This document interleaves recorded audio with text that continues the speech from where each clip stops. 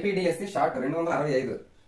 మన మాజీ ప్రధాని మొరార్జీ దేశాయ్ ఫిబ్రవరి 29, 1896లో పుట్టారు. అయితే తన మొదటి పుట్టినరోజు ఎప్పుడు జరుపుకుంటారని అడుగుతున్నాడు. ఆప్షన్స్ విధంగా ఇచ్చాడు. మనం ఇక్కడ అతను ఎప్పుడు పుట్టాడు అంటే ఫిబ్రవరి 29, 1896 లో పుట్టాడు.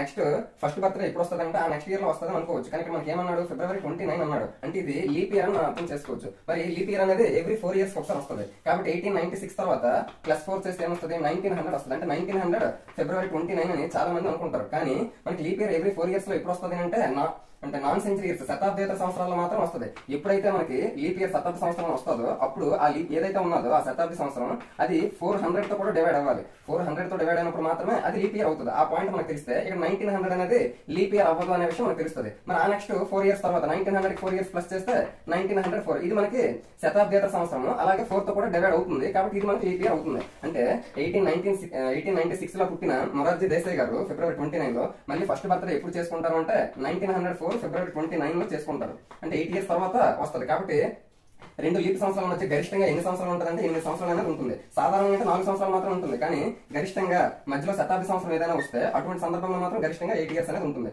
కాబట్టి 1904 ఫిబ్రవరి 29 మనకు కావాల్సిన answer. Option 4 is the correct answer. Thank you.